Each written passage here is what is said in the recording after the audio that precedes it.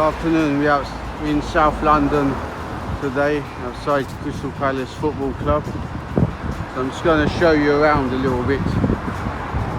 The houses are behind them. They've got the White Horse Lane stand, but that has a capacity about over 3,000. So I think in the 80s it was bigger, so these houses and supermarkets weren't there. I think due to the club having financial difficulties, they had to sell part of that land and build some houses, what you've seen, and a supermarket, which is a Sainsbury's.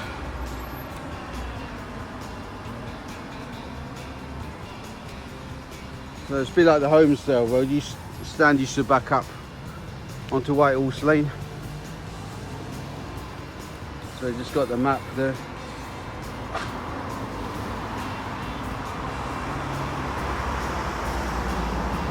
That should be nice if they built a stand that mirrored the Homesdale, or something similar. But then you have to rehouse these people if they want to rebuild the stand.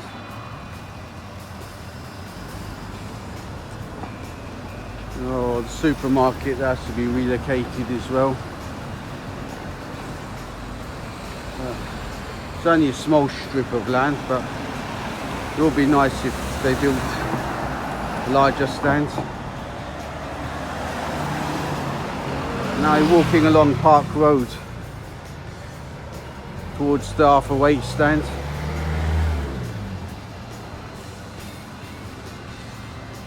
I think over here you got the Sainsbury's warehouse.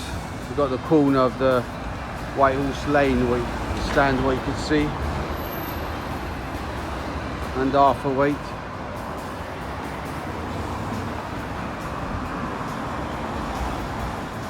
Okay, this is their entrance to the White Horse Lane stand. So it should be a season ticket holder from 1996 to 2008. So you should go through these doors. But now I'm a member. I've got various commitments, so I can't come to many games. Here you got the visiting stand, part of the Arthur Waite stand. I think that holds about 3,000 visiting fans.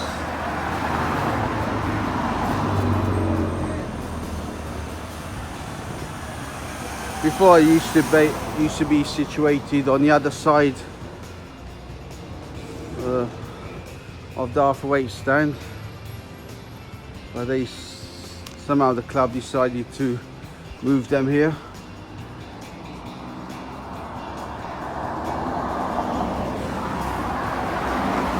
Probably the banter got lively with the fans in the Homesdale in Block A and B, where the most vocal fans used to be based, but that's all changed. They moved the more vocal fans to the middle of the Homesdale Road stand.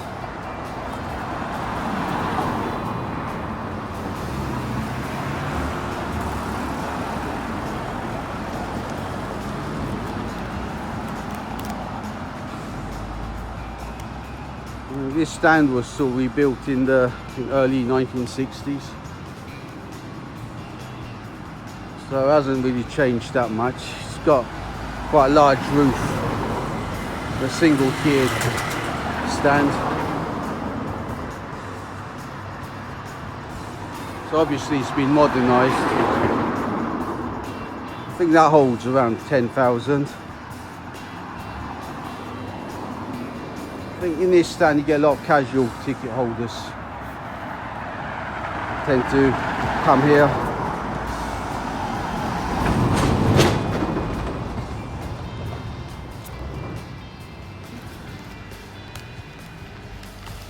Just walking towards Homesdale Road.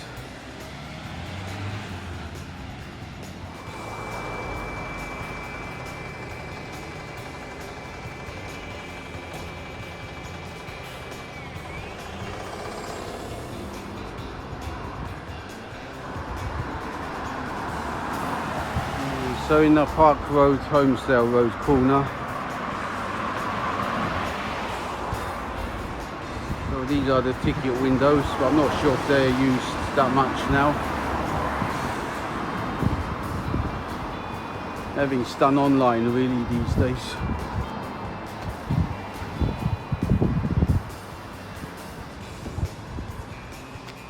Let's have another look inside.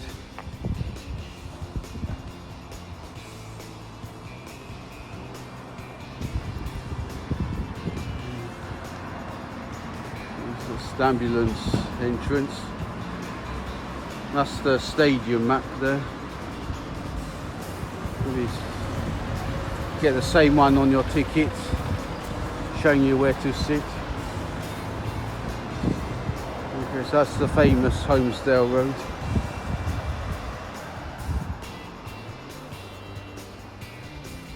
So that's looking down towards Thornton Heath. It's not the easiest grounds to get to. Got Norwood Junction station about 10 minutes from here, same as Thornton Heath.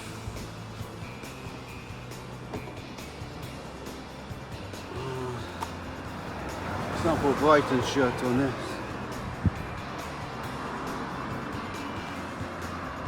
So Norwood Junction is served by Southern and London Overground. Thornton Heath station on the other hand is served by Southern trains. I think both of them go to Victoria and London Bridge if you're travelling from central London.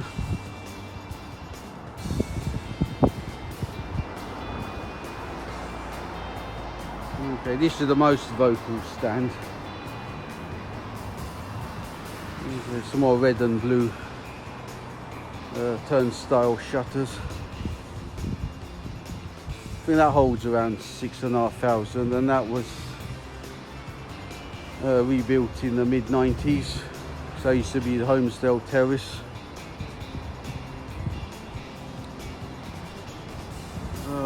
Since then hasn't been much. I think the roof been deep cleaned, and like every stand had minor upgrades, but nothing major I don't think.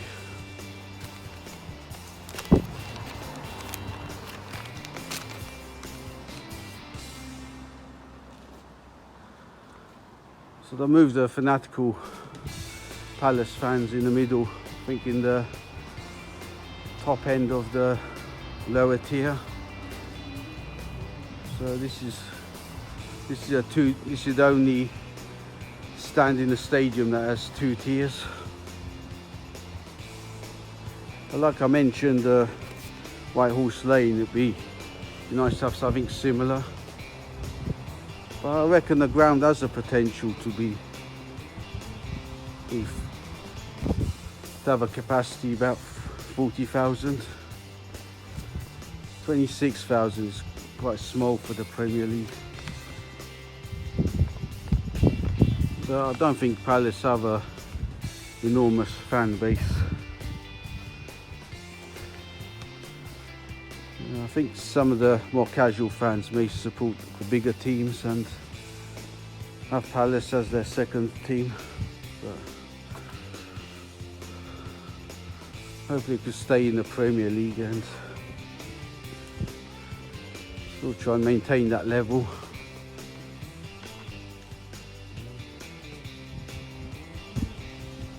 Okay, so in the corner of the main stand, the Homestead Road stand.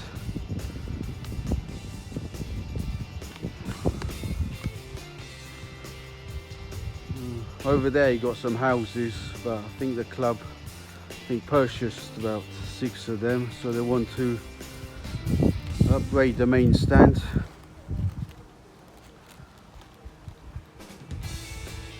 So you got the entrance there to the club, so that's going to take up quite a bit of the area.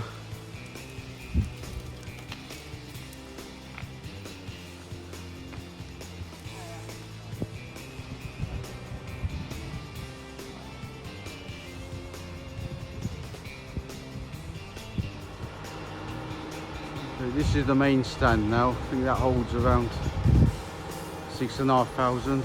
So that's been, the outer shell has been done up. So I had a major revamp. I think that's about around 100 years old. So it's built in the 1920s. Where I'm standing, they want to build a stand. I think it holds around 12,500, so another 6,500 seats. Sorry, 6,000. So we've taken the ground capacity from 26,000 to 32. I think it would have extended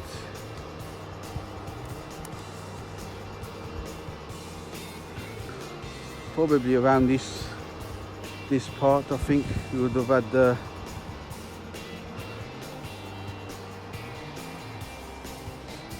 walls of the new main stand where that line is roughly there, so it would have taken quite a bit of the area. I think they're the houses that club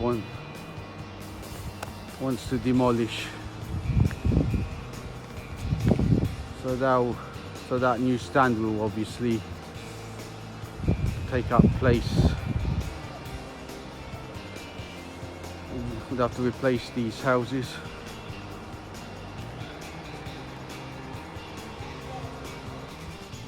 And that's the Palace fan zone.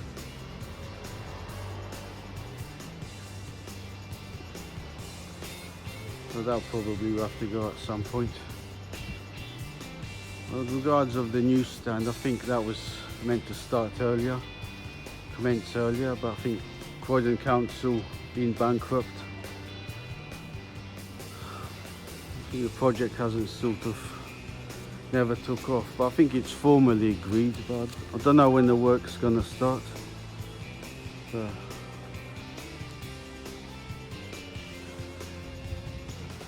we'll see what happens next. Yes, that's one of the entrances to the club, the car park. It's mainly used from the other side, from the Homesdale Road.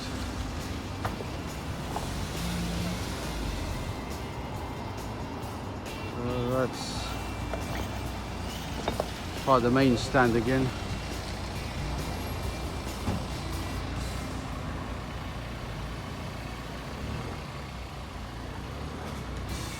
So that's part of the White Horse Lane stand. So normally use the other entrance, but I could use that one as well. So we've got the executive boxes where that glass panelling is on the left.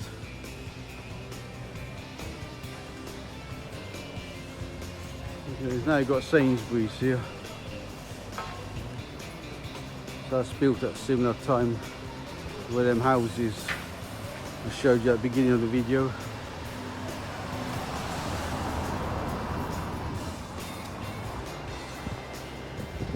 Okay, so I've got one last look at Selhurst Park.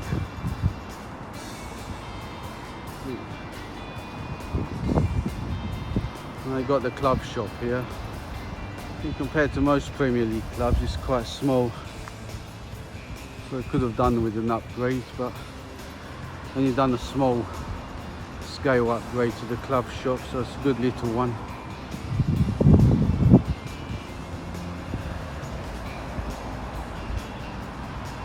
Just mention the buses you could take here. I think it's 196, 157, 410. Norwood Junction side here, it's the 468. So most of the buses are covered.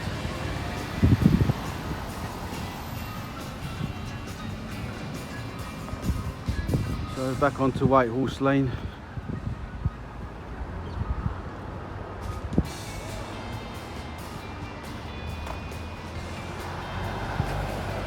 Also got the 130 bus as well.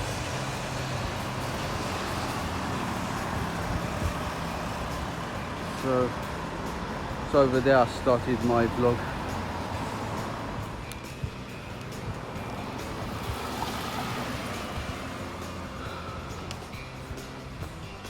Okay, just gonna show you quickly this part of Grange Park after my vlog of Selhurst Park.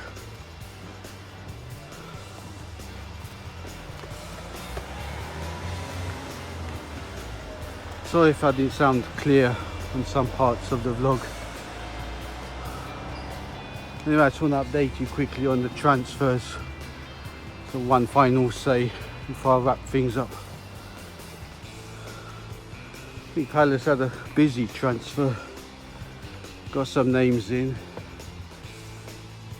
like Michael Olise, Mark Gertchi, Joachim Anderson, Conor Gallagher and Will Hughes. I think the standout one was what we signed Sonny Edouard from Celtic for 14 million. That's probably our marquee signing. So it's just been confirmed yesterday. And he's a striker. It's just something what we need really.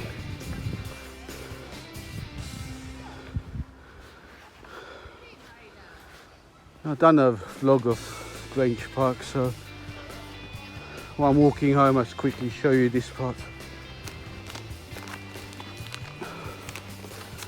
Well, I'll talk a bit about some of the Palace players. On the other hand, we had quite a lot of players out, like Wayne Hennessy. We had quite a good Euros 5 years ago. Andros Townsend, I didn't really want him to leave. I felt he's still quite useful for the club. Mamadou Sakho, he sort of had injury problems in defence. Patrick Van Aanholt, I felt I wanted Palace to keep him. I felt he would be useful. Gary Cahill, another solid defender. I think he could have had him another year or so, but he's getting on quite a bit. James McCarthy and Scott Dunn had the other ones. But I mean, Roy Hodgson was a pragmatist. Actually, I did admire him in some ways because he had to work in a limited budget. Palace didn't really sign many players during that time. So he had to make do what he got.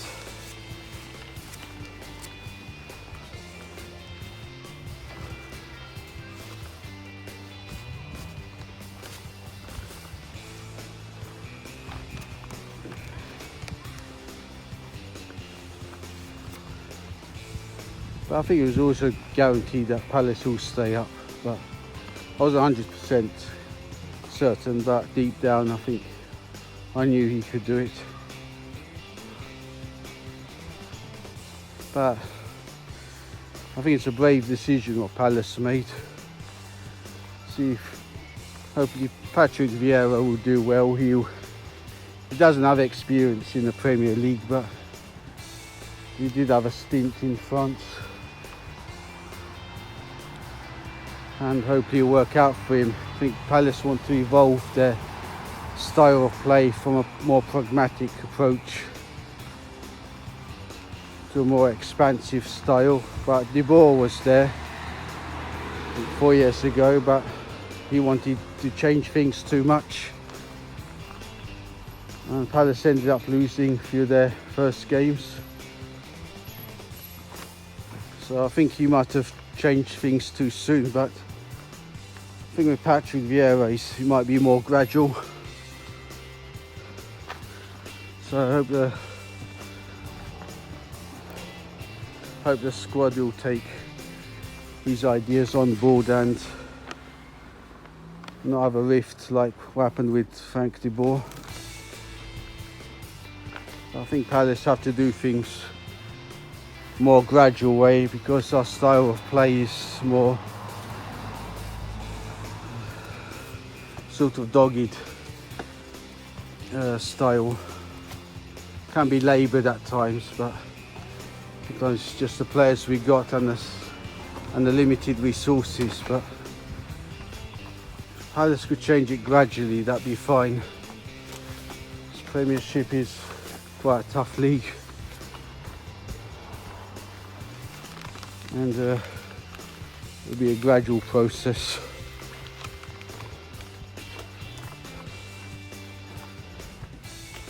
But at the moment, I think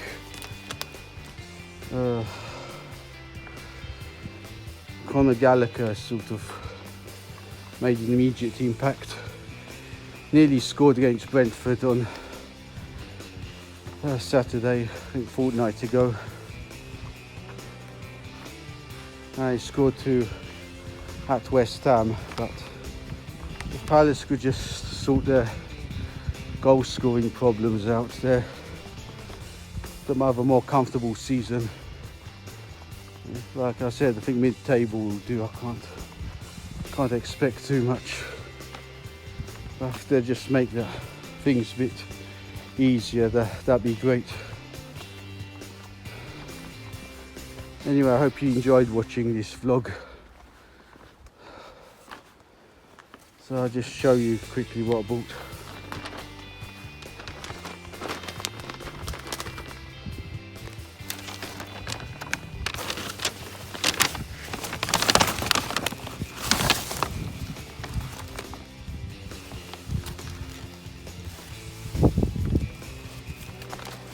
Bought this Palace's third kit.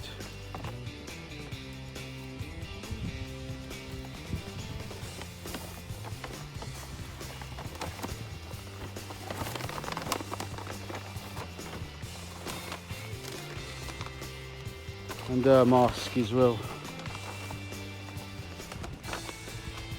Anyway, I'm going to wrap things up. So I just hope you enjoyed watching this vlog. It was a bit informal, but I think I'll write some things in the description. Maybe I might miss something out, but I hope you found it useful anyway. Anyway, thanks for watching. Hope you like and subscribe. So just watch out on my short videos what I pull at random.